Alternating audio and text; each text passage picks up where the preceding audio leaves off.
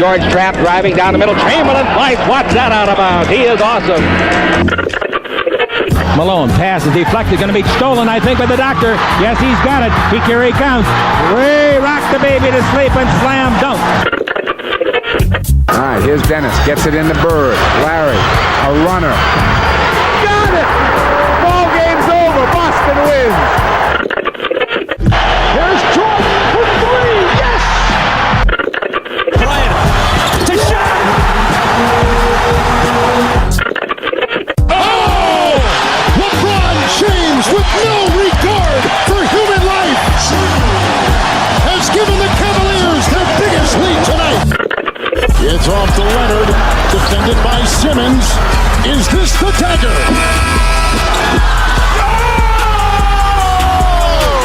This is WHPC Sports Talk.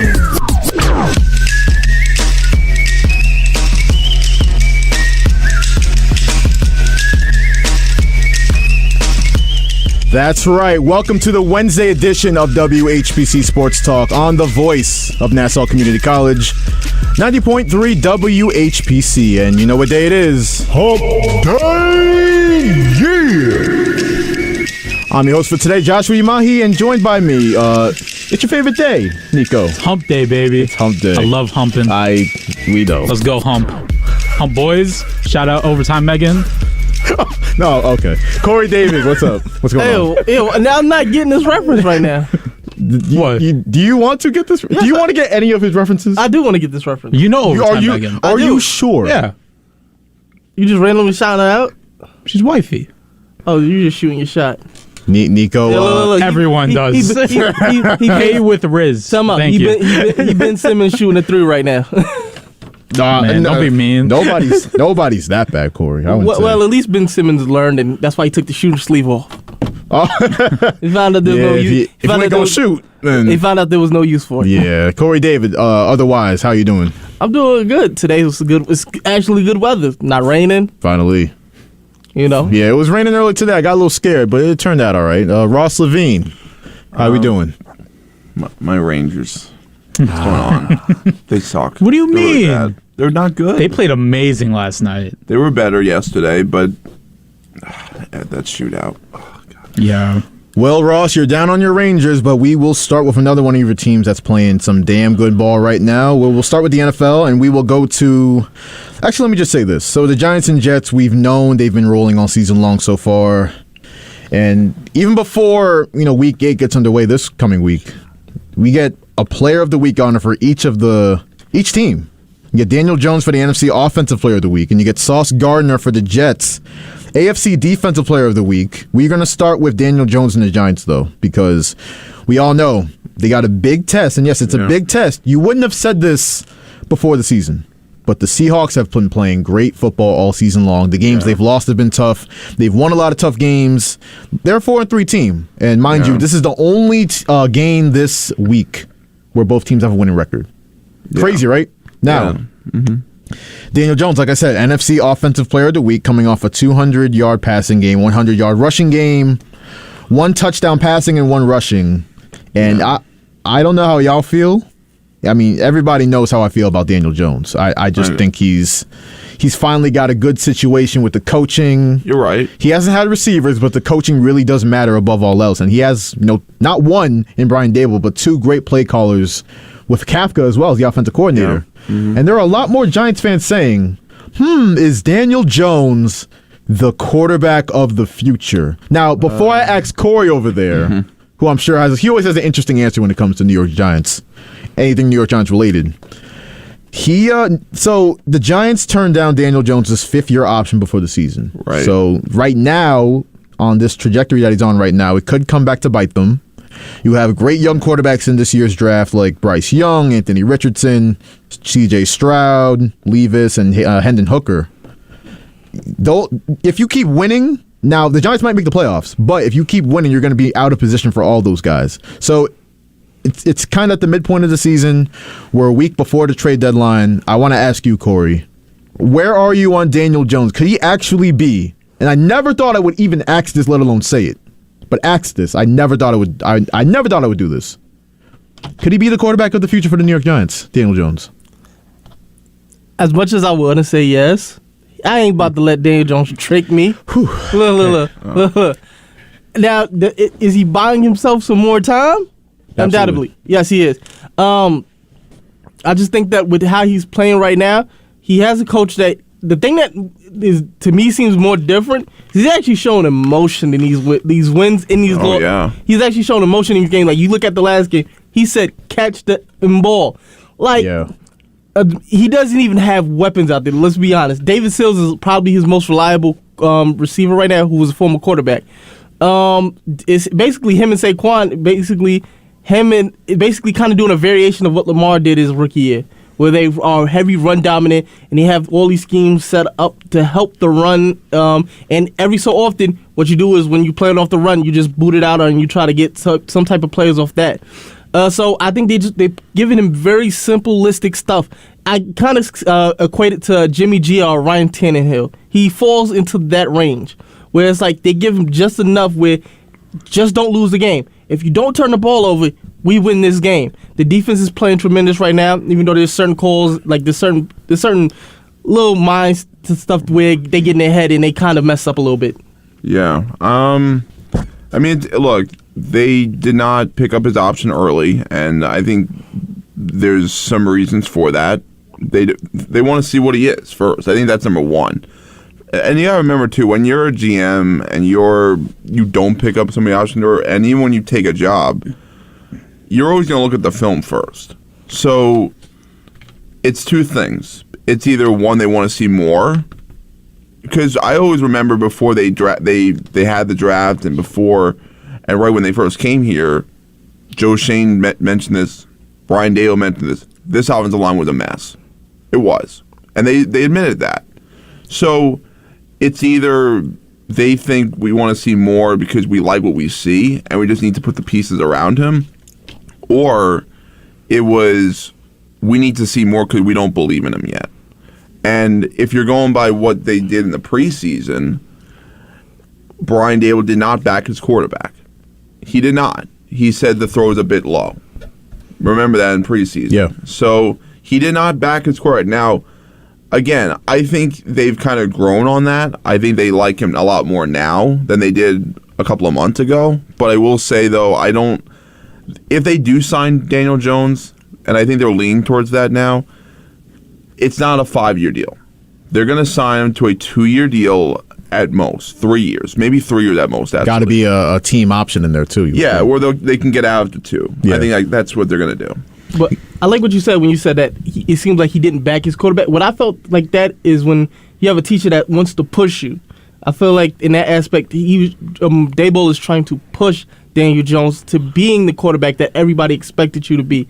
You know, and to me, I always said this. Talent-wise, he's a poor man's Josh Allen. He has that type of talent where in some cases, he's actually somewhat better athletically as far as he's a better runner. As far as decision-making, that's where he lacks, and that's where he's always lacked. Like, if you look at that game the other day against Jaguars, when he got hit, we were lucky we got that penalty because he threw a pick. And it wasn't even like a situation where it was like he messed up. He threw it right to the DB or linebacker. Yeah. So those mental lapses still actually happen. It's just trying to corral those and just playing a more simplistic game. You know what's funny, and you bring up Josh Allen, I would say a skill set, yeah. Talent, I don't know. I know it's splitting hairs there, but I think you said the perfect name for Daniel Jones, a Daniel Jones comparison earlier, Ryan Tannehill. Now, with the Tennessee Titans, right, Ryan Tannehill in 2018, I believe, obviously Marcus Mariota got benched. Tannehill took the team to the playoffs. Yep. Now, what did the Titans do to follow that up? They kind of rode that wave, and they gave him a big-time contract, and that didn't work. It's not working. The Titans are still in playoff position, but it's just he's not the guy, and they drafted Malik Willis, and they know he's not the guy. Yeah. So, no, they know. I mean, look, again, I'm leaning towards that Daniel Jones being the quarterback in 2023. I'm leaning towards that right now just because you're not going to be in a position to draft an elite quarterback. That's number one, unless you trade up to get one. But you also have to have teams that are willing to trade down with you. And that's a big factor, too. And look, the reason why the Giants are winning football games right now, and hopefully this continues, is because of Daniel Jones. It has a lot to do with it. He's not working with a lot of weapons. His best playmaker is his running back. That's really what it is. I mean, David Sills that's your number one receiver. I mean, yeah, you could say Richie James, but like that's not much. And I do think if they're drafting 20th, they're probably going to use that to take a receiver, because you got to think they're going to cut Galladay. So you know whether it's signing a receiver or drafting one, I think they're leaning towards helping Jones more so than getting rid of Jones. I think that's kind of where they are now. So they're either going to do two things. They're either going to franchise tag Jones, or they're going to give him a 2-3 year deal, get after 2 if it doesn't work out, and maybe they believe in Jones. Look, you saw it in game 1 of the season. Davis was right into his face. He was right into his face after he threw that. It wasn't a very good interception, let's be honest. It was in the end zone. Yeah. And I think maybe that's more him he wants to believe in him, and therefore I think they're going to try to go forward with him unless this completely falls apart in the second half of the season, which I honestly don't. I'm surprised that I'm even saying this. I don't think it will fall apart. I think it's going to be fine. I obviously there's a chance. There's a chance for everything in the NFL, especially this year, right? But they're 6-1, and they do have a really easy schedule coming up still. So it's a tough game this week with Seattle, but we'll see. What's going to be interesting with Daniel Jones moving forward, and Giants fans 516-572-7440 to give your opinion on this. So Evan Neal, who's been great since week 4, he's I think the stat is 90 snaps and 1 pressure allowed, but he gets hurt now. Ben Bredesen, the starting left guard, he's out now too. So he's down 2 offensive linemen, and that was really, it's funny to say this, it was really a reversal on offense for the Giants from last year to this year. Last year, they weren't getting any blocking, but you had, some players on offense. Obviously, Barkley got hurt, but you had Kadarius Toney that was actually on the field. He had guys that could actually run routes and do stuff. This year, the offensive line has been better. It hasn't been great, but it's been a lot better with Andrew Thomas, especially lately. But with Downs been great. Yeah, and Evan Neal, like I said, has really picked it up. But with those 2 injuries, you lose 2 starting offensive linemen. That's a tough ask, especially going into Seattle, where that defense is hooping right now. So I mean, what I do think benefits the Giants here. They do have a bye week coming up after Seattle, so I think that's going to help. It gets an extra week of rest. And I predicted, and I said this before the injuries, and I'll say this after the injuries. When I saw the schedule and I saw Jacksonville and Seattle, I think they're going to win one of these games. They already won one game. They won the game against Jacksonville, albeit by a yard. They won the game. Now Seattle, that's different. I think they probably lose this game only because Geno Smith is playing well. Their defense is playing pretty good, and it's not because I think Jones will play okay. Right. It's not because of that. It's because I think you're going to see the line. That's going to be the problem. It's the line. It's not going to be because of Jones. It's going to be because of the line. When it comes to me, my analyst of this game, like I've always said throughout the season, I think they're 9 times out of 10 going to lose this game, but I give them that 1% shot that they could possibly go and outdo this, because the fact that you do have Geno Smith as a quarterback, and we've seen him struggle this season as well. As much as people praise him, he's played a lot. He's played a lot good games than bad games, though. But there's always that off chance, just like Lamar.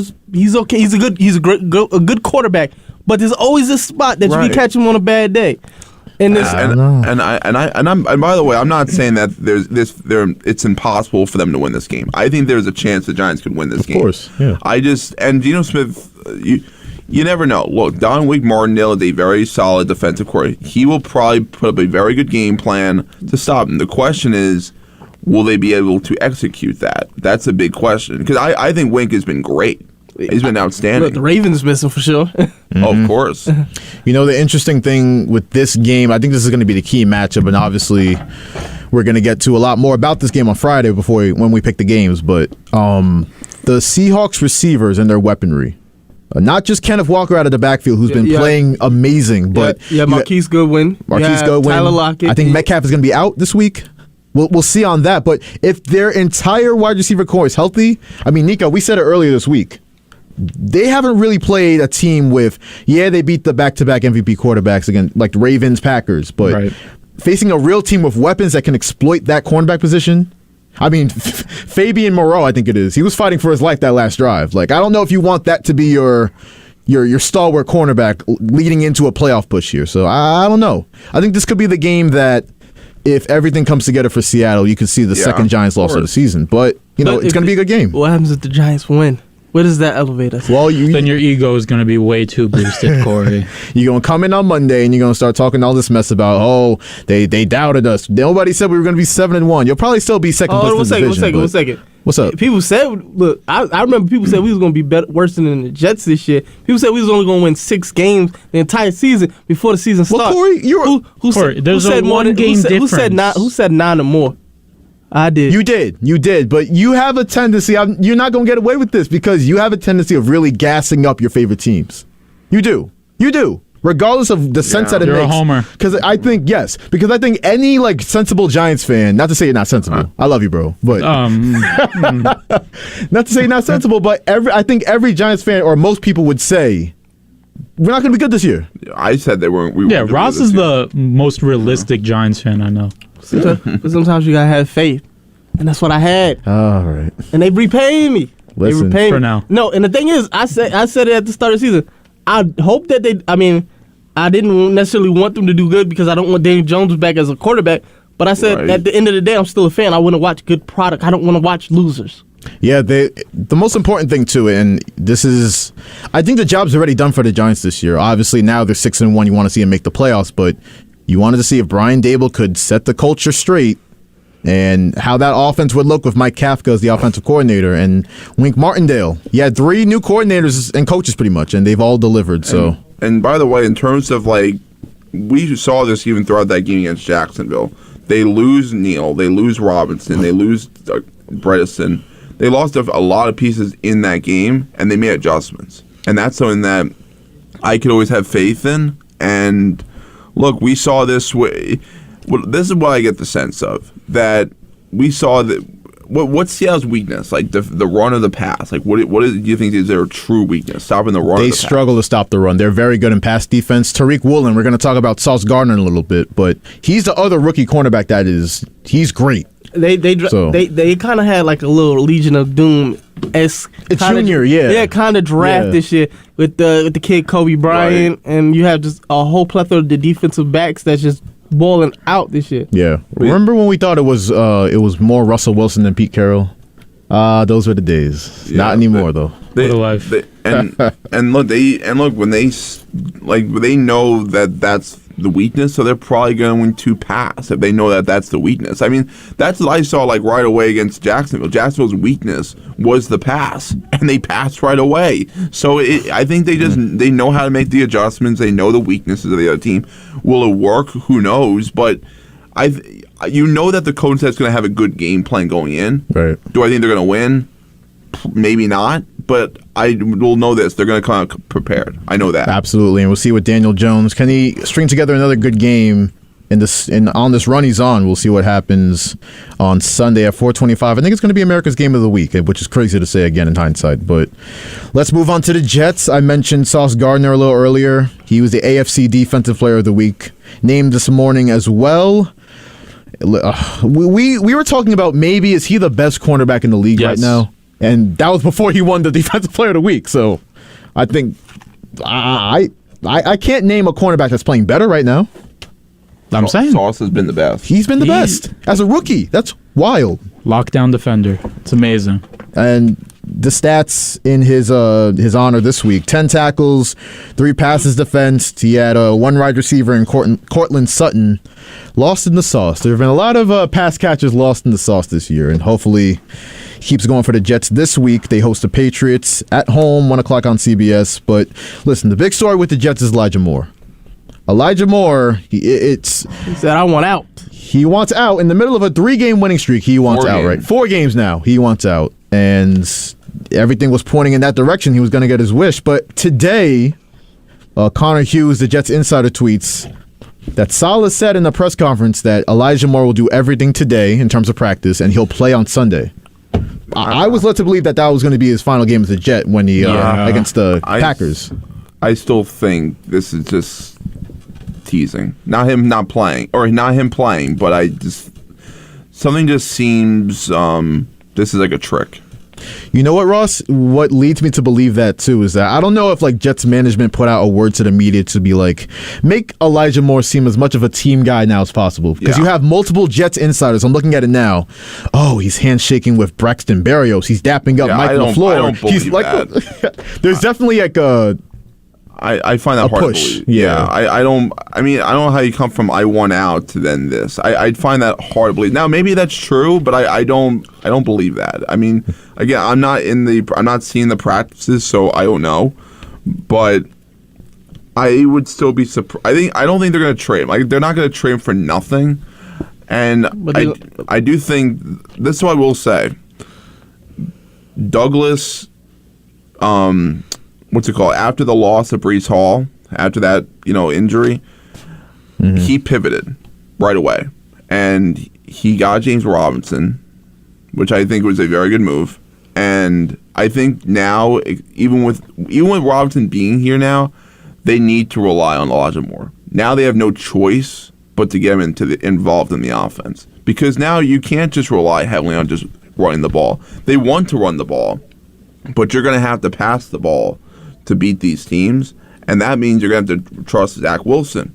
Yeah. So Elijah Moore better be in the act now. You have no choice.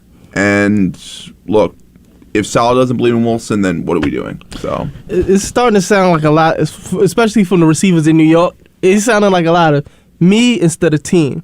No kidding. You want those guys that's just going to be team players. Like I see it with I want to say the Baltimore Ravens receivers.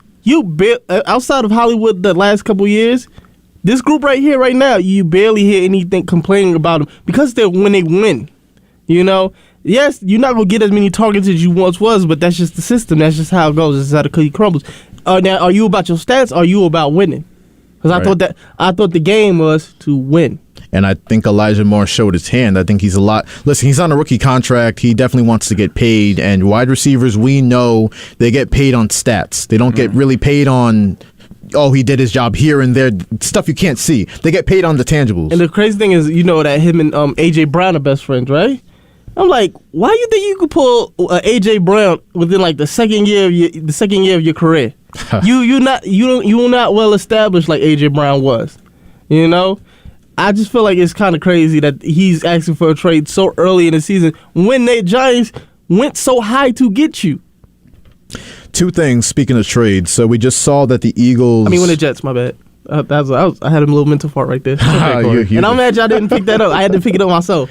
You go, bro. You good. So we saw that the Eagles, they made a trade, pretty significant trade. 4th round pick going to Chicago in exchange for Robert Quinn. So one of the best front sevens in football just got a lot better for a 4th round pick. The rich get richer. The rich get richer. And I wanted to ask Nico a question before we move on from football. Because obviously we know your Packers need weapons bad. So I was going to ask you on Elijah Moore, and I was going to ask you on a few other guys. But okay, where are you on Elijah Moore? I don't want him. Don't want him? Why? He reminds me a lot of Amari Rodgers. If we're going to be making a move for a wide receiver, I need a more solidified talent. All right, fair enough. I mean, the Packers, there's been a lot of names linked to them. It's been Chase Claypool, Jerry Jeudy, AJ Green I'm seeing here. Okay. If any, I would want Jerry Jeudy. Oh, definitely. Yeah. Chase Claypool, I don't like him at all. AJ Green's way too old. Yeah, washed. Yeah. All right, well, listen. I feel like Mike Singletary when it came to Vernon Davis. I need winning players. Can't win with them. Yep. You need players. If you're going to make a playoff push, you need guys that are going to be all in with the team. Yep. I know everybody wants their stats, but it's winning time. You got to do whatever it takes to win, and you got to be all the way in, or else we see with Elijah Moore, your team ain't really going to mess with you like that. Like, they're going to shade you in social media. They're going to shade you in the actual media. Like, it's bad for Elijah Moore right now. Honestly, there's a free agent out there for the Packers I think they should look to. It doesn't involve a trade. You just give him money. Will Fuller. Interesting. Oh. Well, you see, they were talking about that during the offseason too. But if we're going to be talking about free agent wide receivers, They already brought in like Sammy Watkins. Yeah, he's washed. I hated that Super signing from the washed. beginning. But if we're talking free agent wide receivers, just go after Odell. Throw the bag at him. Well, obviously, but is he gonna go there? Do we think? Look, I know it's Aaron Rodgers. Good but friends with Aaron. Odell need to look at the New York Giants right there. I know he likes the ayahuasca. I can tell. Odell, big ayahuasca he might want to enjoy that New York lifestyle again. No, might want to go back to the G, man. Nah. I think it's more ayahuasca in Green Bay, though. I mean, who's winning more right now? You know? Oh, he pulled that card. Yeah, but if you put Odell on that Packers team, this season looks a lot different. I agree. Does it? They definitely. They don't lose to the Commanders if Odell Beckham. They don't lose to the Commanders. They probably beat the Giants and the Jets. Yeah, I think Aaron Rodgers needs to get on the phone, be like, I can, throw you 15 targets a game. I'll throw you some ayahuasca on the side, like whatever you want. Like I got you. So I think we'll say, Odell Beckham sign with a team soon as the trade deadline comes up and we get closer to November, December. What about DJ Moore on the Packers? I mean, that's a guy that the Panthers are pretty much done. I mean, they're not. They're probably. I think they're selling. I mean, they just fired their coach. They're one game out of the division, though. It's a lot of money. You're not winning that division with PJ Walker. Respectfully, fair enough. It's not happening. But listen, one game out of the division is one game out of the division. Like that's. Yeah, but they're definitely the worst team in that division. I'm not disagreeing with you. It's just crazy how bad the NFC. You're not South going is. all in. What are they? 2-5. 2-5. Yeah. You're not going all in at 2-5. What if they, like Dom said, win this week and then they're in sole possession of first place? What do you say? Yeah, but then what's the point though? Because you're not going to end up winning the division. You're not wrong. You're not wrong. I'm just playing devil's advocate here. This has been such a weird NFL season. It's terrible. A lot of mid, a lot of surprisingly good teams like the Giants and Jets, Packers and Buccaneers. I don't know what the hell's going on with that. But you're 3-4 each. But see, here's the thing though. You're 2-5, and you just fired Matt Rule, so you're not gonna go for it when you're 2-5. Right. It doesn't make sense. So. I mean, let's say, how long is Mayfield out for? How long is he really out? Because I'm not saying he makes a difference, but I'm just saying. I don't know, but I'm pretty sure whoever the interim coach is for Carolina said that they're going to be sticking with PJ Walker no matter what. Yeah, they're not messing with Baker. Which says a lot. Yeah. For real, we'll see what happens with Baker this week. Baker really paid up that reputation of being the next Johnny Manziel. He's going to Indianapolis. Yeah, he's the next washed-up bum quarterback to play for the Indianapolis Colts. Then maybe next year, Mac Jones. Yeah, it all comes in a cycle with that. It really team. does. I feel bad for Mac Jones. Poor Mac Jones. It sucks being the second best quarterback on your team. It's not even his fault, though. Zappy. What did he do wrong? Well, he got. The fans got to Bill Belichick. He got Alex Smith. When you were injured, you don't think you're gonna lose your spot. When that backup, aka Cap, was doing good, you lost your spot. Oh Lord, could you imagine Bailey Zappi going on a Kaepernick run and taking the Patriots to the? No, I don't even want to think about that. Let's move on. You are listening to WHPC Sports Talk on the voice of Nassau Community College, 90.3 WHPC. It is Joshua Umahi joined by Nico Each, Kory David, and Ross Levine. Let's quickly get to the NBA here. We talked about it a lot yesterday, but I wanna get to the Brooklyn Nets because I can never stop talking about this just bozo team. Right? They're 1-2. They play the Bucks tonight at 7:30 prime time. Listen, the Nets, from Kevin Durant not wanting to be a leader, Kyrie Irving, we're just waiting for the next shoe to drop with him. Right. And Ben Simmons, I don't know. He gets traded from Philadelphia. He doesn't want to dunk on Trae Young. Cool. You get another opportunity to move on, go to Brooklyn. You don't play. You're supposed to play in the playoffs, but my neck, my back, like you weren't out there. And then this year, you putting up amazing average of 6 points, 6 rebounds, and 7 assists. Wait, how much? 6 points, 6 rebounds, 7 assists, $100+ million. So, Kory, what did the Nets have to do tonight to I'm asking you. I know you don't really rock with them either, but. This team, if they lose tonight and they're 1-3, I know Nets media isn't as crazy as Knicks media, but it's going to be a lot of people talking and coming at people's heads. They should. They should. I hate to say, I'm starting to wonder, how did Ben Simmons make the All-Star team a couple years ago? Man, listen. Like seriously. he doesn't have a solid position that he can play because he doesn't like to play in the post as much as people would think, and because he's not a center, but he wants to play guard, Kory. but he doesn't want to shoot. His best position, if he were to decide to be a Draymond Green, because Draymond Green doesn't put up great numbers either. If you want to be that small ball center, fine, that's your perfect position, especially on this team. But he's all the words I want to call Ben Simmons. The FCC gonna get mad at me, but he doesn't want to do it. I don't get it. He's not a basketball player. I'm sorry, he's not. He's like his best position is no position. He doesn't. He should try curling. He should try curling. And the sad part is, I feel like this Nets team is bringing the value down of Kevin Durant. It's devaluing him. It's making you not appreciate him as much as you should. And I feel sorry for that because he deserves a team that put basically his strengths, elevate his strengths. And you have two guys who are not doing it. Right. Like I got a guy who's listed as a point guard who doesn't pass me the ball. I got a guy who can pass me the ball but can't contribute to anything else besides that. Mm-hmm. Yeah, listen, I still find it funny that Kevin Durant's like, I want to get traded, and the front office is like, no. Okay, all right. Good to know. What do you mean? Like, no. Like, we're not trading you and not getting lesser value back. So the Nets, they got a good opportunity. It's in prime time. You beat Giannis in his house. We can start talking about some positive things with the Brooklyn Nets. But right now, they won't. And I know they have guys out. They signed TJ Warren, who's always hurt. I call him Bubble T-Mac. That's Bubble T-Mac. Boba. Yeah, you don't could really go for some boba right now. You won't believe how much stock. You won't believe how much stock I was buying in the TJ Warren in the bubble. Yeah, he had us fooled, bro. Like the Los Angeles Lakers, they had us all fooled in the bubble, right? Seth Curry, they need him back. They need shooting. Markieff Morris. They're talking about playing him at center, which is like, oh God. How is your big rotation that bad that you're playing a guy that's 6'8", 230 on his best day? I don't get it. 2 words. Steve Nash. That's the reason. Oh, Steve Nash. You ever watch Inside the NBA where they like, get your fishing boat ready. No. He's going fishing soon. He going fishing soon. He going off the deep end. I feel bad for him because he's supposed to be a coach on a developing young roster. He wasn't supposed to be given a win now roster.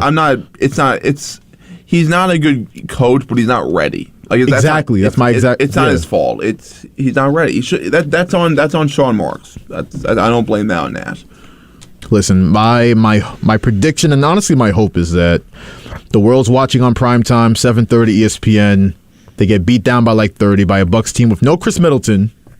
And we come in here tomorrow and we have a Nets roast. At 1-3, we just roast them. That's what I want. That's what my heart's calling out for. But let's get to the one New York team that's actually playing good basketball right now. That would be my New York Knicks. Let's go. Bing bong. Let's get it. 7:30 tonight at the Garden.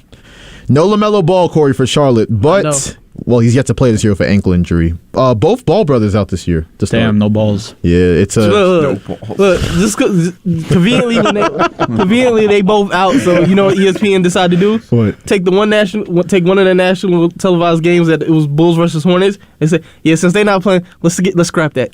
That's tough. The Ball's getting scrapped. Non-scrappy. That's crazy. But no LaMelo Ball, but... Former Knick Dennis Smith Jr. Oh, I'm not worried about him. Ross, he's been playing great basketball. I don't care. He's not. I'm glad they moved on from him. He was. I never hated a player more than him. Let people know, Ross. The Hornets are solid right now, even without LaMelo. But the thing that's most important, the main story talking point about them right now is how the Lakers are trying to plot on them and try to pick the bones, trying to get either Rozier, Washington, and Hayward. I'm like, at this point. It looks like they might be trying to go for the win. I'm just gonna say, wham bam your mama. Bam your mama, baby. Did you see that freakish video of he stepped over the first row? Oh yeah. Yes. Oh he did it. He's ginormous. He's a 7'5" Jordan Poole out here. To get to the baddies on court side. Listen, man, he high stepped it over there. That's for sure, and he's definitely a freak of nature. I seen some of his recent highlights. Yeah. Over in front. This boy crazy good. Yeah, he is. Listen, the Hornets are going to be one of those teams, in my opinion. But they're going to be tanking. But as far as tonight, though, I feel as though the Knicks got it, and then the news of Obi Toppin options getting picked up. Yeah. So that's positive to look out. I just feel like this Knicks team, right now, Now, how Ross would put it with the Giants, right now, me being realistic, I see them as a play-in 8th seed. All right. You know? I said, remember we did the NBA preview show. I saw them as, listen, the Bulls, no one thought the Bulls were going to be a top 6 seed. I think if the Knicks play well enough, Jalen Brunson keeps doing what he's doing, Mitchell Robinson keeps doing what he's doing, and Julius Randle, he actually had an Instagram post today, which if you would have watched him and just watched the discourse about him last year, you never would have thought. He posts a picture of him smiling, dapping up some fans, and he's like, best fans in the world. Wow, that was a big change. I'm like, it only took 3 games. All it took was 3 games for the Julius Randle narrative to be completely switched. He's back. He's back, baby. You know, actually, he's helping him a lot, and I hate to say, this kid is actually helping him a lot. You know, he's putting positive. His Julius Randle kid is positive PR for him when it comes to Knicks, because you got him out here crying because of one Knick loss, and he said, "I don't like you." They posted a video of him when he was talking crap about the Nets. I'm like, I can't hate the kid because he sounds just like a Knick fan to me right now. Kyden Randall. Shout out Kyden Randall. Little guy, he's like me, cries over every single Knicks loss. Like, I feel him. But Kory, question. You ready to apologize to me about Jalen Brunson? What? Are you ready? I know it's 3 games, but are you ready? I know you're not coming at me for 3 games. Because he's looked 3 games. He's looked great. He's done everything off the court, on the court. He's been a leader. Yikes. Okay. He's so stubborn. He really is. He's the best point guard they've had in 20 years. Easy. Yeah. Without question. Come on, man. He's going to keep doing what he's doing, and watch. When the Knicks are above playing position around the trade deadline, it's all going to be because of him. You're going to apologize to me live on air. Yup. I'm just waiting for that day. But I got you on that. I got you on that. When? Nah, I bet. I know who Jalen Brunson is. Villanova, New York. His dad is a coach on the team, which was clowned when he signed, but it's actually worked out pretty well. I know it's 3 games, but beat down Charlotte with no LaMelo, get to 3-1, get a tough 8-game stretch coming up. We go to the Bucks next, I think. Oh boy! Listen, it's 3-1. I feel a lot better going into that game, 3-1 versus 2-2. Yeah, definitely. Man, listen. Go ahead, Russ. They're gonna. I think the Knicks. You can tell when Randall's doing this, the way he's playing. There's not as much distraction. They're not a bad team. Like last year, it was chaos. With Randall, it was chaos. Yeah. With the fans, it was chaos. And then everything else is snowballed. So I think now you're going to see a little bit more consistency, a little bit better. And also Derrick Rose being there is going to certainly help. When Rose got hurt, that played a factor. It absolutely played a factor because the bench wasn't as strong as it is. And honestly, now that they have Jalen Brunson, I'm not too concerned about the offense drying up because of him. That's a great point. And one of my main criticisms for the Knicks last year was that, why are you so reliant? Because you mentioned it, their season went off the rails when Derrick Rose went down. Yeah. But why were you so reliant on the aging, brittle point guard to begin with? Why was he your best player a lot of times last year? That's not the case this year. Well, with Rose, it was that. You have to admit, though, although it's dumb to rely on an aging point guard, that was one of the best trades they've ever made. Oh, of course. It was. I mean, you have to. There's definitely a lot of things to question about Leon Rose. That's not one of them. That was a really good move. And Jalen Brunson's maybe the second best move he made. If this continues, it might be the second best. The way he's playing. And by the way, this other player, he's sneaky. He's not that bad. Hartenstein. I actually like him. Hartenstein that was you said the word sneaky. It was a great sneaky signing. They got him for 2 years, I think $18 million. That's $9 per year for the production he's giving you. Yeah. And Mitchell Robinson is actually playing like a real center now. Through 3 games, but it's a lot of great things for the Knicks. But, if they lose tonight, I'm be coming in tomorrow screaming my ass off like I always do after they lose. So we'll see what happens. I brought up Dennis Smith Jr. He's averaging 13.3 points per game, shooting 57% from the field, 71% from 3 with 3 steals. So he's really playing great basketball. And before we get to the New York Yankees, and 516-572-7440 if you want to get in that discussion, I think Kory brought up something with the Lakers. And we just got to talk about, for a short moment, we got to talk about this train wreck in Los Angeles. This team is awful. They are terrible. They actually, between Russell Westbrook, and we saw the update today, this is classic Hollywood media with the Los Angeles Lakers. Russell Westbrook buying a house across from LeBron James, and yay, congratulations. Who cares? Who cares? The Los Angeles He's going to get Lakers. traded soon. What was the point? I don't disagree with you. Actually, I don't know. I think because his value is so low right now. Nobody's going to trade him. Nobody wants him. Somebody will, actually. It's like that meme. Who want me? Nobody. Someone No, will end 100%. up. Like It might actually be one of those things where like the Lakers have to pay more for him to leave. And it's sad because it's like he was such a dominant player. this guy was an MVP before. Think about that. Triple double. Well, apparently, but you know what? apparently MVPs don't mean anything now in any sport. Every player goes through this phase. Every great player too. I mean, except LeBron, go through that slump. Dwight Howard, he went through it when he was with people forget those Charlotte, Atlanta days. After Houston, after he was dominant. Russ hasn't had the lot to look for these last couple years, and I feel as though he's going to get traded for cheap. And it's just going to be one of them. He's going to be on a horrible team. He's going to ride it out. Then he's going to retire as an OKC Thunder. Get a statue. And that's about it. That's A statue. He definitely get a statue. He will in OKC, but that's like a really best case scenario from where he is now.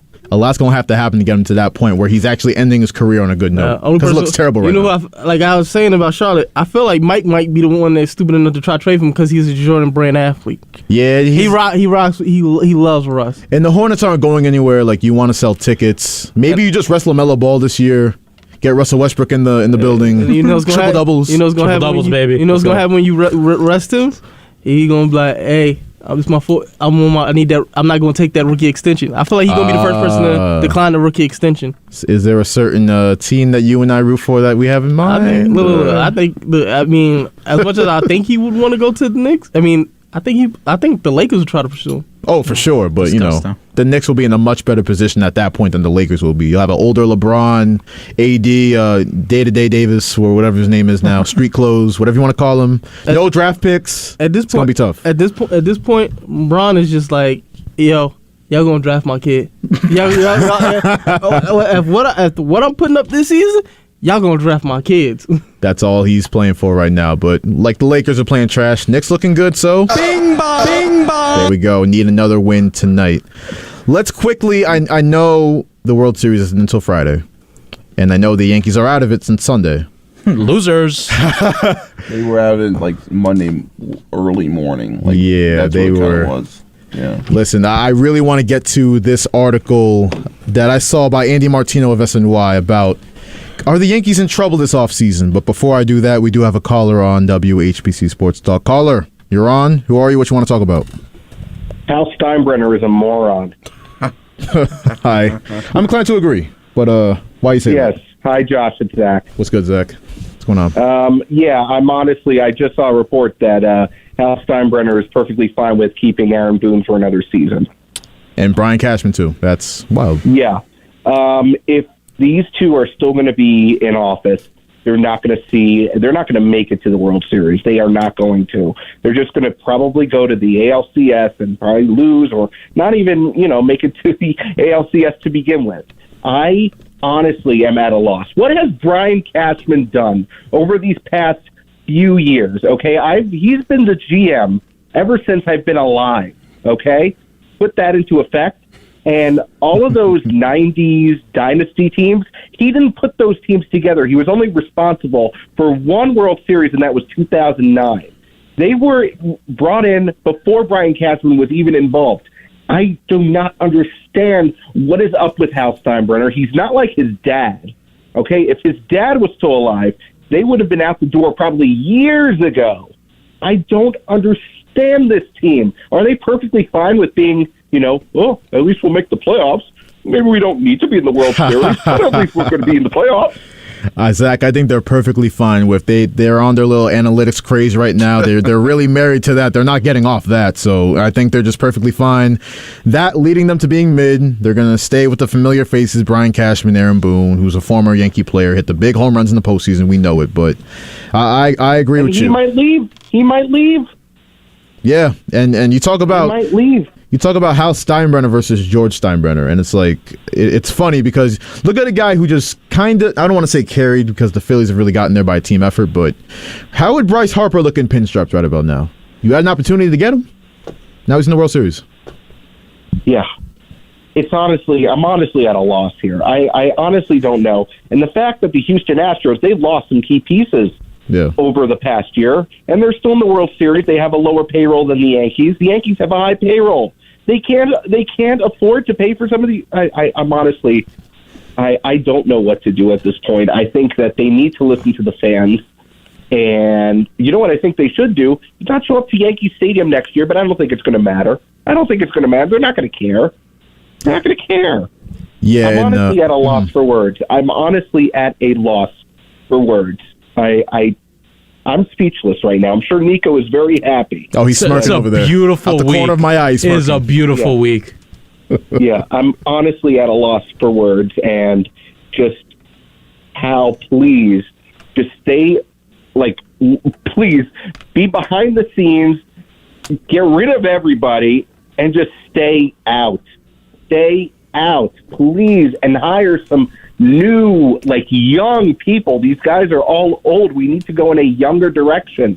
I'm honestly at a loss of words, and, oh, well, what am I going to do? This whole week has been kind of a mess with just everything. The Chargers, and the Yankees. I'm honestly at a loss right now. But, hey, at least I got tomorrow to look forward to. Hey, tomorrow ain't guaranteed. Be careful with that. Tomorrow ain't guaranteed, bro. Damn. I'm just being real. No, there's a celebration, the 50th celebration. I'm going to be there. That's a fact, though.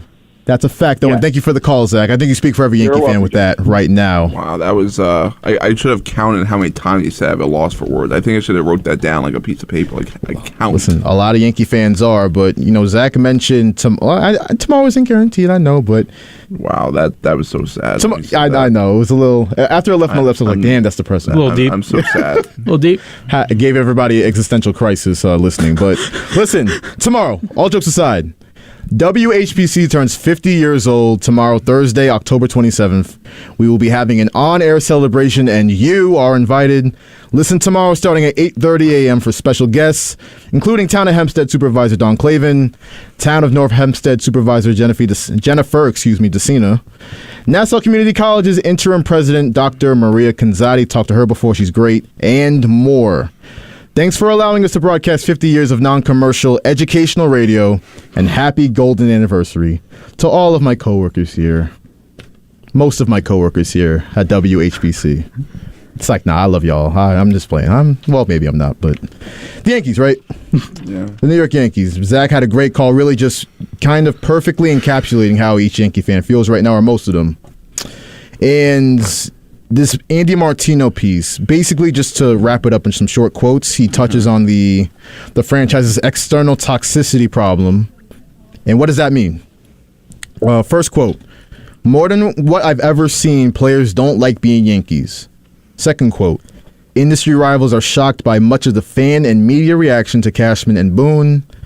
And the last one, this is crazy to think about, but more than one Yankee player, Josh Donaldson, has told his agent this week that playing at the stadium last weekend was an unusually brutal experience. It was hard to believe for many teammates that fans booed Aaron Judge. And I say Josh Donaldson because he was getting booed loud as hell right along with him. So yeah, it sucks to suck, Josh. It really does suck to suck. It does. L team. I think Zach made a good point. Listen, the Yankees aren't good enough right now. They haven't been the last couple of series against the Astros, and especially this one. And you look at what the Astros have. Yordan Alvarez is signed through 2028. Jose Altuve is signed through 2024. Bregman, 2024. Guys like McCullers. Guys like all these guys, they're locked up long term. Yeah. So the Yankees, Aaron Judge is a free agent. You have questions with the bullpen.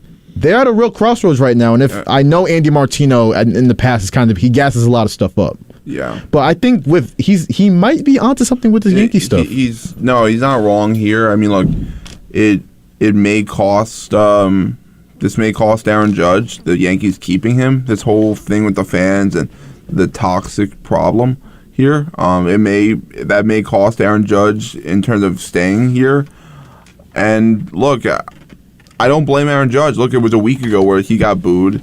So it's not that long ago. It's pretty fresh still. And look, his hometown is San Francisco. It's California. So that's he wants to be close with his family. And look, if the Giants are gonna not get outbid, well then he's probably gonna accept it. If he's pissed off with the Yankees about being lowballed, well then he's probably gonna go to the highest bidder. So not just pissed off with the Yankees, but pissed off with the fans. We just mentioned them booing him, Mr. 62, getting booed in the playoffs. But we do have another caller on WHPC Sports Talk. Caller, who are you? What you want to talk about? This is John from Freeport. I'm more of a Mets fan, but I mean, what did Aaron Boone really do wrong? He's managing everybody okay. They had a really good season. He can't hit for the guys. He didn't mismanage any lineups. I mean, I don't understand why we're blaming Aaron Boone. I mean, he's not.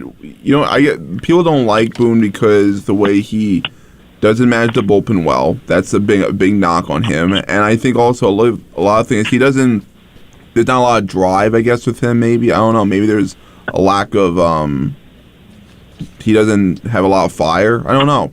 It's interesting. Maybe it's different than Joe Girardi, I guess. Yeah, it's not his fault. I think Joe Girardi's crap. I think he's a horrible manager. I mean, I don't know if he won a World Series or not. I think he won with the Marlins, which was like a miracle. He must have had so much talent because I've seen Joe Girardi make a ton of really bad managerial moves, like putting on a hit and run or a suicide squeeze, and it was just dumb. I mean, sometimes it worked out and stuff, but I don't like Joe Girardi at all. But I haven't seen Brett Boone do anything wrong, and the Yankees just did not perform. Their pitchers didn't perform. I mean, they did okay. Most of the starters did all right, but the hitters didn't hit. And I don't know why we're calling for his head. He didn't do anything wrong. The players seem to like him.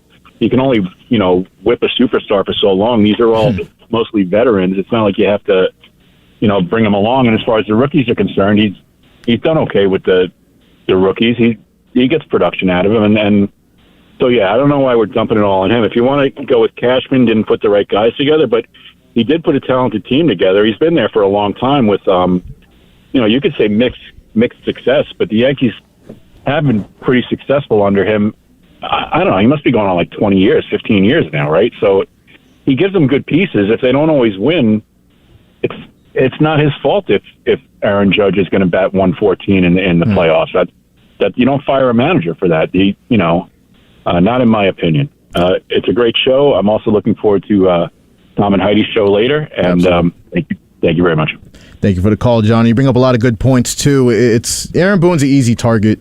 I think between him and Brian Cashman, deserves lesser blame, but he did some weird stuff with the bullpen, especially early in the series, and that deserves blame. But Game 3 is you could point to that one. I mean, Garrett Cole's still in the game. He still has decent stuff. I wouldn't have taken him out of the game. Don't put Trevino in the game. Yeah, that's a big that's a big no-no there. And look, I think you have to realize, look, he put a lot of the chips into Game 4, and it was too late. That's really what it was. To me, it was too late, because even if, let's say the Yankees won that game, think about who they were playing on Monday.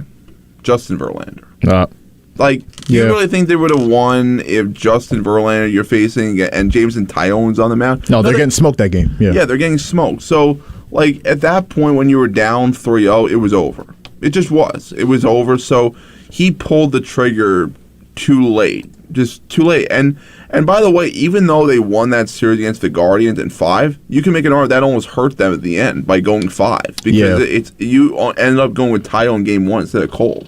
Yeah, that was the big thing. I don't know how the Guardians took them to 5 games, but the Yankees, they're out of it. It's over. See y'all next year. Let's talk about some, let's do that hockey. Let's do that hockey, Kory. So we got a big one tonight, Nico. The Rangers at the Islanders. The Islanders are our favorite in this game. Yeah, that's not good. That's the wrong song. I'm sorry. We deserve that sound.